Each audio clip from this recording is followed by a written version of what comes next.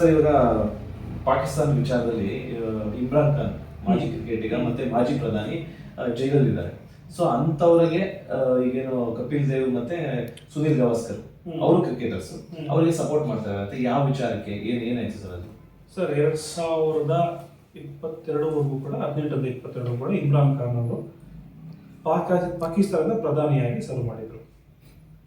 ಆಗ ನಡೆದಂಥ ಕೆಲವು ಹಗರಣಗಳ ಮೇಲೆ ಅಥವಾ ಏನಾದ್ರ ಮೇಲೆ ಪಾಕಿಸ್ತಾನದಲ್ಲಿ ಬಿಡಿ ಯಾರೇ ಪ್ರೈಮ್ ಮಿನಿಸ್ಟರ್ ಕೂಡ ಅವರೇ ಆಯ್ಕೆ ಮಾಡ್ತಾರೆ, ತಿರ್ಗಿ ಅವರೇ ಜೈಲಿಗೆ ಕಳಿಸ್ತಾರೆ.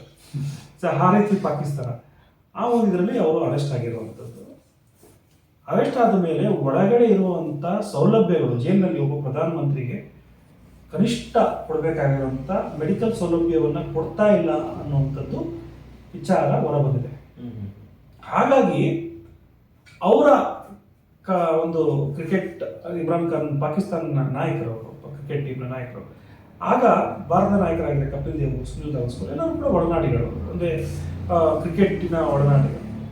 ಅವರು ಭಾರತದಿಂದ ಹ್ಯುಮ್ಯಾನಿಟೇರಿಯನ್ ಗ್ರೌಂಡ್ ಮೇಲೆ ಯಾವುದೇ ರೀತಿಯಾದ ಸೌಲಭ್ಯಗಳನ್ನ ಕೊಡದೇ ಇರುವಂಥದ್ದು ಪಾಕಿಸ್ತಾನ ಮಾಜಿ ಪ್ರಧಾನಿ ಕ್ರಿಕೆಟಿನ ಜೈಲಿನಲ್ಲಿ ಇದು ತಪ್ಪು ಅಂತ ಹೇಳಿ ಅಪೀಲ್ ಮಾಡಿದ್ದಾರೆ. ಇದು ಪರ ವಿರೋಧ ಎರಡೂ ಇದೆ.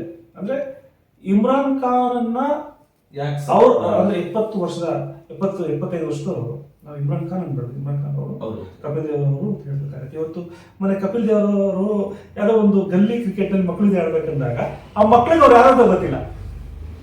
ಭಾರತಕ್ಕೆ ಮೊದಲನೇ ಬಾರಿ ವರ್ಲ್ಡ್ ಕಪ್ ಅನ್ಕೊಟ್ಟಿದಂತ ಮಹಾನ ವ್ಯಕ್ತಿ. ಈ IPL ಅಂತ ಹೇಳ್ತಿದೀವಲ್ಲ, ಅದನ್ನ ಮೊದಲು ಸ್ಟಾರ್ಟ್ ಮಾಡಿದೆ ಅವರು, ಐಡಿಯಾ ಅವ್ರದೇ. ಕಮರ್ಷಿಯಲ್ ಬೇರೆಯವ್ರು ಬಂದ್ರು ಅವರೆಲ್ಲೋ ಹೋದ್ರು.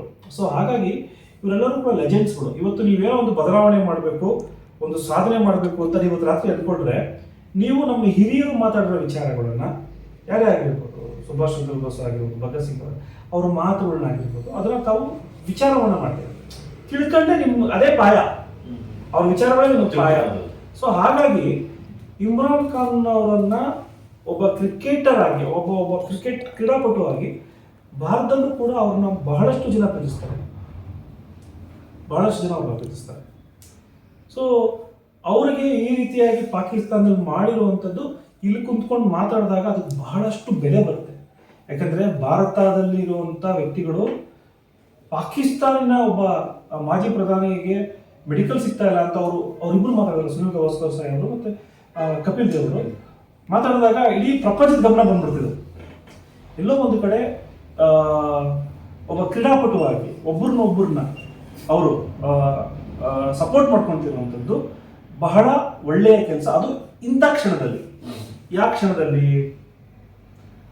ಯಾವಾಗ ಭಾರತ ಮತ್ತು ಪಾಕಿಸ್ತಾನ ಕ್ರಿಕೆಟ್ ಕಳೆದ ಬಾರಿ ಮತ್ತು ಈ ಬಾರಿ ಆದಾಗ ಹ್ಯಾಂಡ್ ಶೇಕ್ ಮಾಡದೇ ಇರುವಂಥದ್ದು, ಒಬ್ಬರೊಬ್ಬರು ಮಾತಾಡದೇ ಇರುವಂಥದ್ದು, ಕ್ರೀಡೆ ರೀತಿ ನೋಡದೇ ಇರುವಂಥದ್ದು, ಆ ಶತ್ರುತ್ವವನ್ನು ಅವರು ಕೂಡ ಅವರು ಮಾಡಿರುವಂಥದ್ದು ಅಂತ ಒಂದು, ಅಂದರೆ ನಮ್ಮ ಜನ್ರೇಷನ್ ಅವರು ನಾವು ಈ ರೀತಿ ಮಾಡಬೇಕಂದಾಗ, ಆಗಿನ ಅದೇ ಕ್ರಿಕೆಟ್ ಪ್ಲೇಯರ್ಸ್ ಯಾರು ವರ್ಲ್ಡ್ ಕಪ್ ಎದುರುಗಡೆ ಅವರು ಒಬ್ಬರೊಬ್ಬರನ್ನು ಸಪೋರ್ಟ್ ಮಾಡ್ತಿರೋ ವಿಚಾರವನ್ನು ನೋಡಿದಾಗ ಯಾವುದು ಸರಿ ಯಾವುದು ತಪ್ಪು ಅನ್ನೋದು ನಾವೇ ವಿಮರ್ಶೆ ಮಾಡ್ಕೊಬೇಕಾಗುತ್ತೆ.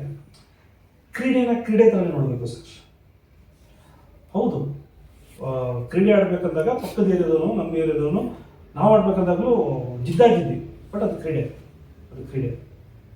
ಅದು ಜಿದ್ದಾಗಿದ್ದು ಜಾಸ್ತಿ ಆಗ್ಬಿಟ್ರೆ, ನಾನು ಹಿರಿಯ ಏರಿಯಾ ಬಗ್ಗೆ ಹೇಳ್ತಾ ಇದ್ದೀನಿ, ಕೊನೆಯಲ್ಲಿ ಅಂತಿಮ ಆಗುತ್ತೆ. ನೋಡು, ಅವನು ಗೆದ್ಬಿಟ್ರೆ ರೇಗಿಸ್ಬಿಟ್ಟಂತೆ, ಹೌದಾ, ಹೀಗೆ ಈ ರೀತಿ ಎಷ್ಟೋ ಎಫ್ಐಆರ್ ಬಂದಿದ್ದಾರೆ. ಹಾಗಾಗಿ ದೇಶದಲ್ಲಿ ಈ ರೀತಿ ಆಗ್ಬಿಟ್ರೆ ಕ್ರೀಡೆ ಥರ ನೋಡೋಣ ಅನ್ನೋದು ನನ್ನ ಅಭಿಪ್ರಾಯ. ಹೌದು, ಪಾಕಿಸ್ತಾನದವರು ಸರಿ ಇಲ್ಲ, ನರಿಗಳು, ನಮ್ಮ ಮೇಲೆ ಅಟ್ಯಾಕ್ ಮಾಡೋವಂಥದ್ದು, ಟೆರರಿಸ್ಟ್ ಮಾಡೋವಂಥದ್ದು, ಇವೆಲ್ಲವೂ ಕೂಡ ಹೌದು. ಆಪರೇಷನ್ ಸಿಂಧೂರ ನಾವು ಸಪೋರ್ಟ್ ಮಾಡೋಣ, ಇವೆಲ್ಲವೂ ರೈಟ್ ಎಲ್ಲ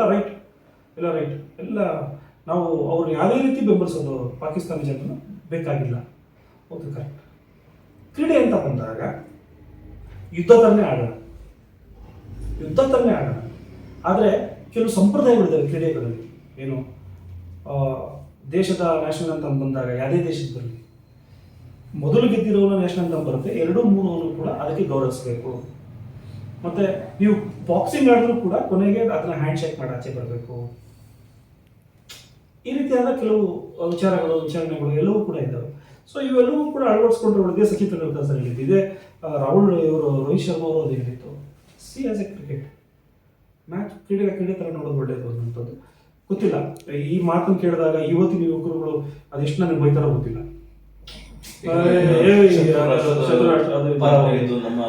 ಆದ್ರೆ ಹಾಗಾದ್ರೆ ಬೈದ್ರು ಕೂಡ ಪರವಾಗಿಲ್ಲ, ಕ್ರೀಡೆ ಥರ ನೋಡೋದು ಒಳ್ಳೆ. ಯುದ್ಧ ಮಾಡ್ಬೇಕಂತ ಯುದ್ಧ ನಮ್ಮಲ್ಲೇ ಇದೆಯಲ್ಲ ಸರ್, ನಮ್ಮ ಧರ್ಮದಲ್ಲೇ ಇದೆಯಲ್ಲ. ಬೆರಿ ಚೂರಿ ಹಾಕ್ಬಾರ್ದು, ಮಲ್ಕೊಂಡಾಗಿ ಕಲ್ಲೆತ್ತು ಹಾಕ್ಬಾರ್ದು. ಯುದ್ಧದ ಒಂದು ಆ ಫೀಲ್ಡಿಗೆ ಬಂದಾಗ ಮಾತ್ರ ಯುದ್ಧ. ಅದೇ ಶತ್ರು ನನ್ನ ಆಸ್ಥಾನಕ್ಕೆ ಬಂದರೆ ಅವನ ಊಟ ಹಾಕಿ ನಾನು ಕಳಿಸ್ತೀನಿ. ಇದೇ ಅಲ್ವ ನನ್ನ ಧರ್ಮ, ಇದೇ ನನ್ನ ಧರ್ಮ. ಗೆದ್ಬಿಟ್ಟು ಸುಮ್ಮನೆ ನೋಡ್ಕೊಂಡು ಹಾಕೊಂಡು ಕೂತ್ಕೊತೀನಿ. ಗೆದ್ಬಿಟ್ಟು ನಾನು ಎಗರಲ್ಲ, ಇದು ನಾವಲ್ಲ.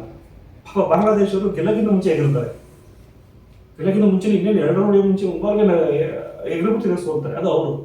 ನಾವು ಹಂಗಲ್ಲ, ಗೆದ್ರೂ ಕೂಡ ನಕ್ಬಿಡ್ತೀವಿ. ಅಂದರೆ ಇದೇನೂ ಅಲ್ಲ, ಈ ಗೆಲ್ಲು ನಮ್ಗೇನೂ ಅಲ್ಲ, ಇದು ಆಲ್ರೆಡಿ ಪ್ರೀ ರಿಟರ್ನ್ ಅನ್ನುವಂಥದ್ದು. ಸೊ ಹಾಗಾಗಿ ವಿಚಾರಣೆಗೆ ಬಂದಾಗ ಕಪಿಲ್ ದೇವ್ ಅವರು, ಸುನಿಲ್ ಗವಾಸ್ಕರ್ ಅವರು ಈ ಹೆಜ್ಜೆ ಅವರಿಟ್ಟಿರುವಂಥದ್ದು ಒಬ್ಬ ಮನುಷ್ಯನಿಗೆ ಯಾವುದೇ ದೇಶದ ಶತ್ರು ಇದರಲ್ಲಿ ಯಾವುದೇ ಇರಲಿ, ಅಲ್ಲಿ ಅನ್ಯಾಯ ಆಗ್ತಿರೋದ್ರೂ ಕೂಡ ಇಲ್ಲಿ ಕುಂತ್ಕೊಂಡು ಮಾತಾಡಿರುವಂಥದ್ದು ನಾನು ಸಂಪೂರ್ಣವಾಗಿ ಅದನ್ನು ಒಪ್ಕೊತೀನಿ. ಎಲ್ಲೋ ಒಬ್ಬರು ನಾನು ಕೂಡ ತಿದ್ಕೊಬೇಕು, ನಾವು ಕೂಡ ತಿದ್ಕೊಬೇಕು ಅನ್ನುವಂಥದ್ದು ಅವ್ರಿಗೆ ಮೆಸೇಜ್ ಕೊಟ್ಟಿದ್ದಾರಲ್ಲ, ಅದನ್ನು ನಾವು ಫಾಲೋ ಮಾಡಬೇಕು ಅನ್ನೋದು ನನ್ನ ಅಭಿಪ್ರಾಯ ಸರ್. Thank you.